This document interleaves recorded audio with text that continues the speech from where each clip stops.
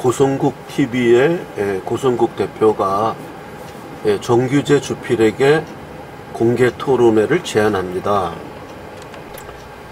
그 정론 1침에서 그 방송을 했습니다.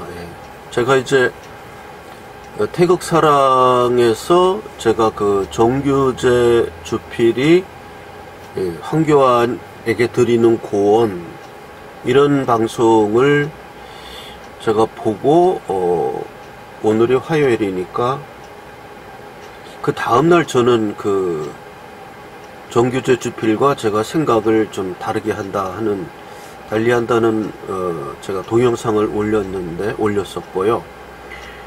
그 다음에 하루나 이틀 지난 후죠. 고성국 TV를 보니까 아주 고성국 그 대표께서 정색을 하고 정규재 주필에게 이 황교안에 대하여 공개 토론회를 하자, 이렇게 제안을 했습니다. 그러면 이제 제가 이 동영상을 제가 이제 올리는 제 이유는 거두절미하고 정규재 주필과 이 고성국 대표 사이에 공개 토론회는 있어야 한다. 저는 그렇게 생각합니다. 그 뭐 누가 어느 편을 이기고 이런 문제가 아니고요. 뭐 정규재 주필의 의견이 맞을 수도 있고, 또 고성국 대표의 의견도 맞을 수도 있고, 그거에 대해서 선악은 제가 가리고 싶지 않고요. 그 공개 토론회를 고대하는 거는 누가 누구를 뭐 박살내는 모습을 보고 싶다, 이런 게 아니고요. 그러한 공개 토론회가 있으면 이게 우리 그 자유민주 세력에게 커다란 이슈가 됩니다. 황교안이냐 아니냐 이런 걸 갖고 정규재 주필과 고성국 대표 간에 아마 설전이 벌어진다 그러면은 아마 두 분 다 대단하신 분들이기 때문에 굉장한 이야기들이 나올 거예요. 그게 굉장히 흥미진진하고, 그 공개 토론회는 가능한 한 번에 끝나지 말고 여러 번 공개 토론회를 통해서, 또는 대타 앵커도 또 출연해서, 예를 들어서 뭐 서정옥 변호사라든지 또 정규재 대표 측에서는 또 어떤 또 다른 분들 대신 내서 보내든지, 이렇게 이슈화 시키는 것이 우리 자유민주 우파 세력에게는 굉장한 득이 될 것이다. 저는 그렇게 생각합니다. 그러니까 저는 뭐 고성국 대표가 한 이야기가 뭐 이래서 옳고, 정규재 대표가 한 이야기가 이래서 옳고, 두 사람이 싸우면 누가 이긴다, 뭐 그런 이야기 하는 게 아니에요. 저는 두 사람 다 소중한 분들이고, 두 사람이 이렇게 싸워서 한 사람이 상처를 입는 거, 이런 거는 사실 바라지가 않습니다. 뭐 비유가 맞는지는 어떨지 모르는데, 과거에 뭐 한국 프로복싱을 뭐 활성화시킨다 그래가지고 뭐 라이벌 대결 뭐 이래가지고 유명한 선수 두 사람이 국내 선수끼리 이렇게 매치업을 시키는 이런 게 있었거든요. 뭐 그런 거를 통해서 한국 프로복싱의 흥행을 뭐 올린다, 이런 거하고는 이제 비교가 좀 안 되겠지만은, 그런 차원이라기보다는, 그런 경우는 한 사람이 완전히 쭉정이가 프로복싱에서는 완전히 한 사람이 패배해서 그 길로 은퇴해버렸죠. 운동은 그런 것이고, 복싱은 그런 것이고, 저는 뭐 정규재 주필이나 고성국 대표가 뭐 이런 토론회를 통해서 한 사람이 은퇴하고 이렇게 해라, 이런 뜻이 아닙니다. 그런 게 아니고, 이런 정말 그 대단하신 분들이 이렇게 공개 토론회를 통해서 치열한 접전을 벌이면, 우리 자유민주 세력 내에 황교안을 뭐 반대하는 사람, 또 황교안을 찬성하는 사람 가릴 것 없이 굉장한 관심을 가지게 될 거예요. 그러면서 결과적으로 황교안에 대한 어떠한 대권 후보로서의 스포트라이트가 저절로 비춰지는 것이고, 그것은 우리 자유민주 우파 세력을 넘어서 좌파 세력의 국민들에게까지 그 어떠한 그 찬란한 빛이 이렇게 마치 이렇게 큰 빛을 이렇게 하늘로 쏘면, 조명탄 쏘면은 우리 편 영역뿐만 아니라 반대편 영역까지 다 밝혀지듯이 그렇게 황교안에 대한 어떠한 그 뭔가가 이렇게 일어날 겁니다. 그래서 저는 오늘 동영상에서는 저는 물론 이제 고성국 대표와 의견을 같이 한 동영상을 먼저 올렸었는데요. 그래서 고성국 대표의 의견에 내가 동의한다, 이런 걸 얘기하려고 제가 지금 방송하는 건 아니고요. 그것 자체가 누가 이기든 설령 경규제 주필 얘기가 옳다 이렇게 된다 하더라도 이러한 어떠한 그 매치 자체가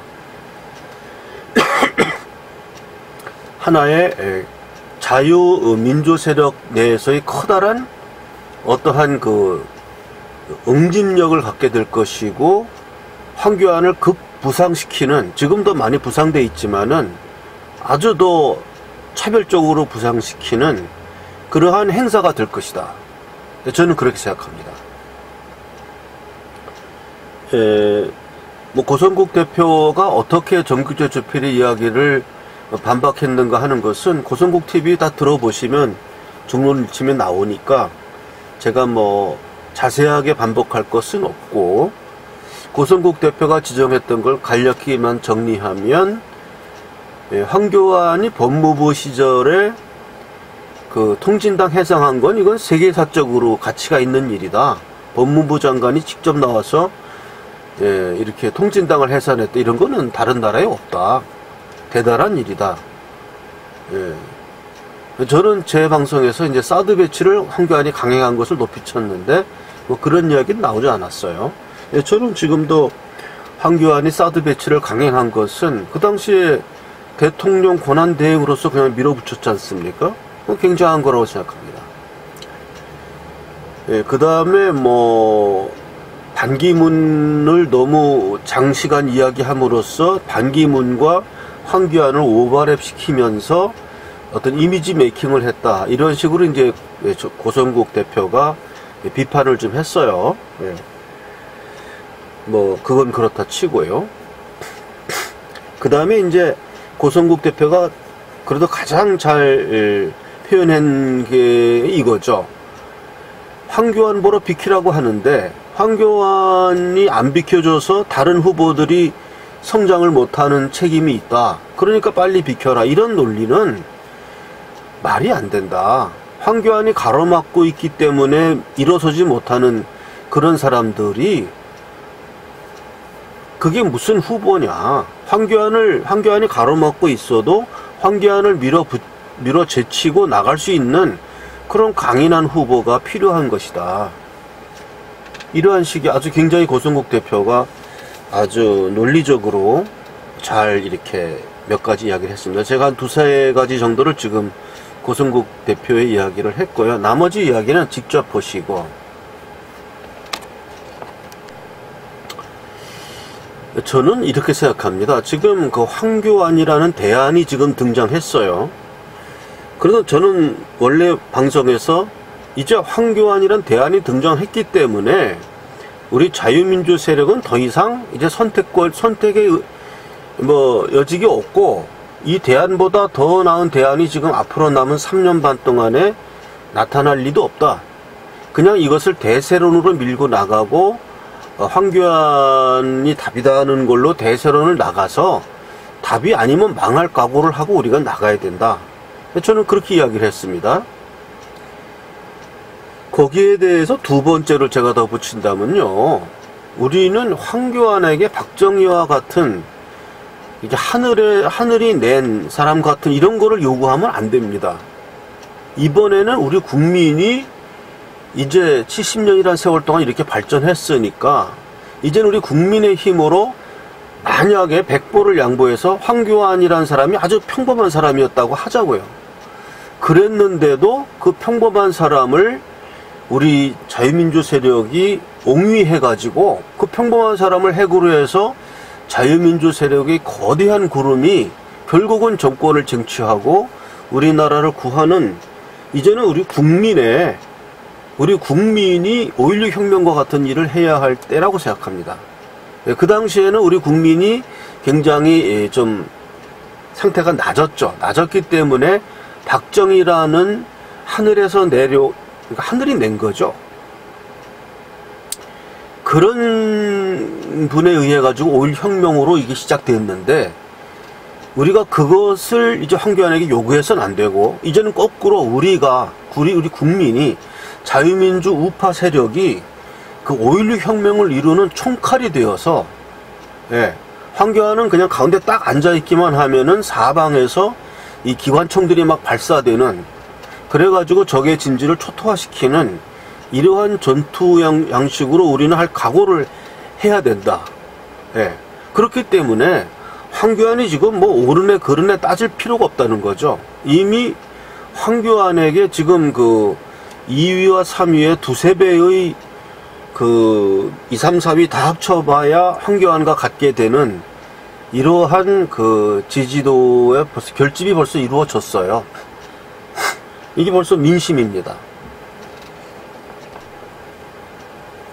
그리고 과거 역대 대통령들을 보면요, 이런 사람들이 대통령 됐어요. 박근혜도 그랬고, 뭐 쭉 그랬지 않습니까? 이렇게 대세론 하던 사람들이 그냥 대통령, 문재인도 마찬가지로 그런 식으로 된 거 아니었습니까? 과연 그 조작된 여론이라든가 이런 게 얼마나 있었는지 모르겠는데, 그게 전부 사실이라고 인정해 준다면, 일단 그걸 인정한다면, 이런 거 보면 지금 황교안의 추세는 대세론이거든요. 현재 자유민주 우파 세력 내에서는 완전히 대세론이고, 지금 이제 반대 세력의 황교안에 이제 대항하는 대항마가 이낙연이거든요. 이낙연.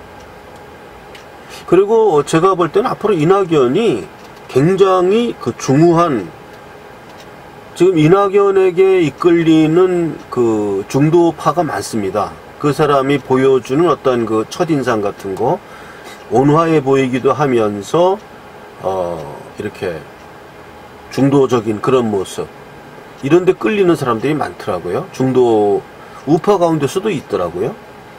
그래서 이낙연은 한동안 뭐 가짜뉴스 뭐 그거에 대해서 뭐 이렇게 광분하는 듯이 이렇게 좀 경거망동을 했지만, 바로 이제 그것을 철수했고, 자신의 이미지 메이킹을 그런 그 중후한 중도파까지 끌어갈 수 있는 그런 이미지로 아마 이미지 변신을 할 겁니다. 이낙연은. 그리고 황교안은 이낙연과 그런 중도적인 면에서도 그렇게 뒤지지가 않을 걸로 봅니다. 그래서 현재 아마 그 좌파와 우파를 따로 나누어서 여론조사를 하는 모양인데, 그게 아마 통합돼서 여론조사가 안 나오는 이유는 뭐냐 하면, 통합된 여론조사에서는 아마 황교안이 1위가 아닐까, 저는 뭐 그렇게 생각합니다. 그러니까 이게 자기들한테 불리한 거니까 좌파와 우파를 나눠서 뭐 나름대로의 전략이 있을 겁니다. 그렇게 하고 있다고 보이고요. 그러면은 지금 그 우리 자유민주 세력, 자유민주 우파에게 이러한 인물로서 대안을 준 그 시점이 이명박 박근혜 이후에 뭐가 있었습니까? 없었지 않습니까? 이명박 박근혜 후에 뭐 그게 없었어요. 근데 지금 등장한 거거든요. 그러면 제가 먼저 본 동영상에서도 말씀드린 것처럼, 비록 만약에 백보를 양보해서 만약에 황교안이 백면서생이었다, 보통 사람이었다 하더라도 그냥 그 사람을 핵으로 해가지고 구름처럼, 태풍의 눈처럼 휘싸는 그런 자유민주 우파 세력이 무장해서 이렇게 밀고 나가는 그런 그 진영을 갖추면 뭐 핵이 뭐 잘못됐든 잘됐든 관계없는 거 아닙니까? 저는 뭐 그렇게 생각합니다. 예, 그래서 먼저 번 방송에서도 말씀드렸고, 황교안 전 총리가 지금 매우 잘하고 있다. 예, 잘하고 있고, 물론 이제 조만간 어떠한 자신의 거취를 아마 발표를 하게 될 겁니다. 그래서 뭐 정규제 주필은 뭐 5구 대선 때 똑같은 이야기를 했는데요. 저는 좀 다르게 보는 게, 만약에 황교안이 그때 대선 후보로 나왔을 때 과연 이길 수 있었겠느냐, 이길 수 있을 가능성이 뭐 홍준표보다는 더 높았을 거라고 보는데, 뭐 저도 그런 걸 많이 그 당시에는 원했는데요. 어쨌든 그때 그러한 승부를 하지 않고 일단은 뒤로 미루고 지금 이제 20대 대선 후보로 이제 나서는 전략도 19대 대선 후보로 나서는 전략 못지않게 어쩌면 더 좋은 전략일 수도 있다.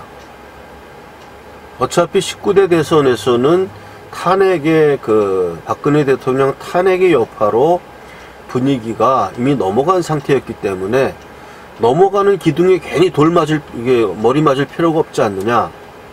일단 후퇴했다가, 전쟁에는 작전상 후퇴라는 게 있지 않습니까?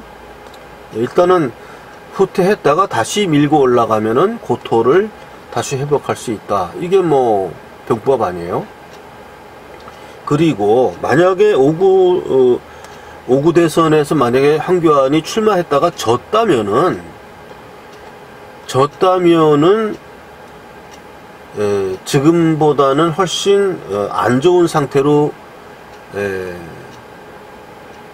빠질 것이다. 저는 뭐 그렇게 생각합니다. 그래도 지금은 어떠한 미지수의 어떤 궁금함을 던질 수 있는 인물로 남아있고, 본인의 어떤 포텐셜을 아직 검증 안 받아봤잖아요. 예, 어디까지나 좀 어떤 신비감 같은 게 좀 있습니다. 예, 그래서, 이 신비감 같은 것도 중요해요. 이렇게 뭐 정규제 주필이나 이런 분 말씀대로 막 화끈하게 나와가지고 막 싸우는 것도 중요하지만, 그렇게 되기 직전까지는 어떠한 신비감을 주면서 자신의 모습을 드러내지 않는 그런 작전도 중요하다고 생각하고, 지금 우리 자유민주 우파 세력은 굉장히 목말라 하고 있기 때문에, 황교안이 만약에 전폭적으로 이제 대권 후보 대권 경쟁을 한다고 하면서 치고 나올 때는 뭐 그렇게 시간이 많이 안 걸릴 거라고 생각합니다. 아마 한두 달 내에 그대로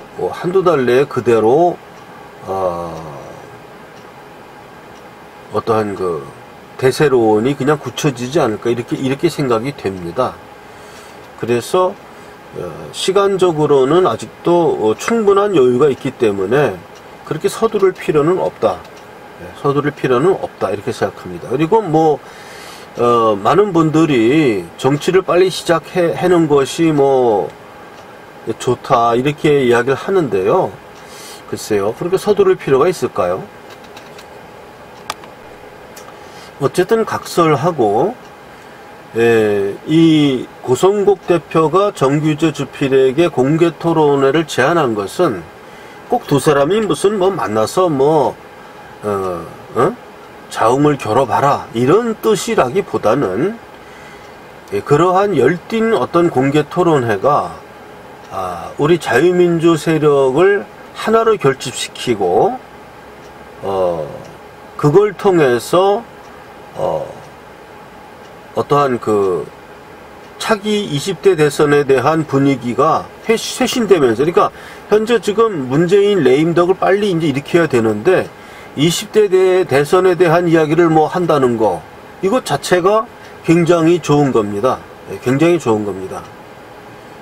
저는 뭐 이제 그렇게 생각해서 정규제 주필과 이 고성국 대표의 공개 토론회가 한 번에 끝나지 않고 몇 번을 통해서 또는 대리인을 통해서라도 대리전으로라도 자꾸 전개되고 유튜브를 통해서라도 정말 신랄한 이야기들이 오고 가면 이거는 우파뿐만 아니라 좌파에게도 어떤 관심사가 될 것이기 때문에 많은 조회수를 기록할 것이고 그 여론이 많이 이렇게 함기될 거예요.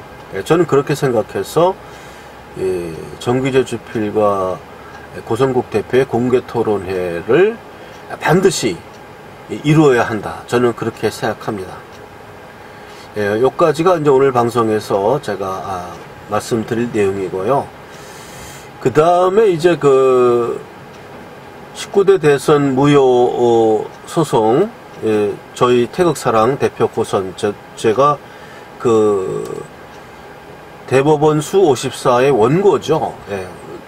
저는 뭐 거기 대법원에 대해다가도 독촉도 하지 않고, 그래서 뭐 대법원도 재판 일정도 잡지도 않고, 아무 연락도 안 오고, 뭐 그런 상태로 있습니다. 그래서 저는 사대본에서는 굉장히 서둘러 가지고 저번에 이제 그냥 기각되고 말았죠. 재판해가지고. 제가 무슨 비겁해서가 아니라 우리가 솔직히 인정할 건 인정해야 돼요. 지금 아무리 뭐 사법부가 뭐 법과 양심에 따라 한다 그래도 국가적인 분위기란 게 있지 않습니까?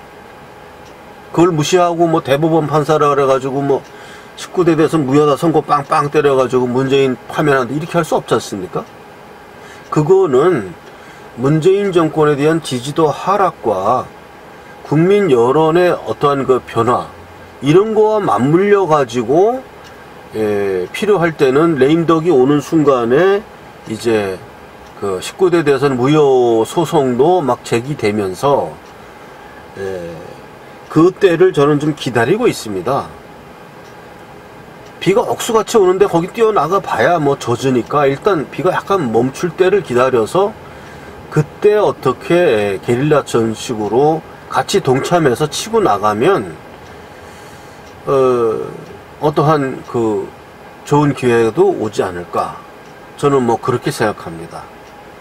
이게 대통령 선거 무효라는 게 단순히 증거들만 가지고 뭐 QR코드니까 이러니까 비밀투표 위배했으니까 이거 뭐 무효 투표다 이렇게 판결 내릴 수가 없겠죠. 원래는 그렇게 해야 되지만 그게 원단이지만 그렇게 된다면 그게 뭐 법치국가인데 그렇게 될 수 있는 게 아니고 우리 이 나라 국내에서의 전체적인 분위기와 직결되는 문제니까 그 분위기를 타면서 일단 쐐기는 박아놨으니까요. 저희도 태극사랑도 어쨌든 저도 이제 그 원고로서 위험부담 감수하면서 소송 집어넣고 인치 때도 뭐 460만원 모금해가지고 이렇게 집어넣어놨고 쐐기를 박아놨으니까 그러한 때를 좀 기다려서 같이 노도와 같이 밀고 나갈 때 한 귀퉁이에서 저희 태극사랑도 한 역할을 하고자 합니다. 또 제가 작년 한 해 정도의 그 여러 가지 사업을 태극사랑에서 했다가 별로 좋은 결과를 얻지 못했었는데요. 현재로서는 제가 좀 제 일이 좀 급하게 돌아가서 이거를 마무리하기에 좀 여력이 없고요. 제가 좀 마무리돼서 조금 여력이 생기면 일단 제 힘으로라도 그걸 다 재개할 것입니다. 그때까지 또 지금도 이렇게 과거에 저한테 이렇게 후원을 해주시는 분들이 있는데요. 참으로 감사드리고 힘드시면 우리가 10,000원도 그게 사실 힘든 거니까 10,000원도 좋고 5,000원도 좋고 500원도 괜찮습니다. 저는 그 마음의 표시로 생각하고 뭐 5,000원 보내시는 것도 좋고 뭐 2,000원 이렇게 내 마음의 표시로서 우리가 제가 생각하지, 그래서 힘든 방식으로 하지 마십시오. 우리가 10,000원 보내는 게 이거 어려운 일입니다. 그 10,000원이라는 돈이 큰 돈이에요. 그러니까 힘드시면 한 1,000원 이렇게, 국민은행이니까 제 국민은행 계좌번호는 항상 유튜브 거기다 이제 올려놓죠. 그 계좌로. 그러면 이제 이체 수수료가 안 들어가니까 1,000원 들어가는데 타행하면 이체 수수료 700원 나오니까 그건 배보다 배꼽이 크니까 안 되고요. 같은 국민은행에서 할 때는 이체 수수료가 안 되니까 한 1,000원, 2,000원 이렇게 해도 괜찮습니다. 그러면은 제가 그거를 그래도 나를 잊지 않는 분이 있구나 하면서 힘이 좀 되죠. 많이 힘이 됩니다. 그럼 깊이 지금도 감사드리고 있고, 또 제가 이제 개인적으로 해결해 드리겠다고 하시는 분들은 조금 더 기다려 주시면 제가 제 일이 좀 마무리되고 자금이 좀 돌면 큰 돈 아니니까 그것은 제가 꼭 해결해 드리겠습니다. 경우에 따라서는 시간이 좀 더 걸릴 수도 있겠습니다. 오늘 방송은 여기까지 하겠습니다.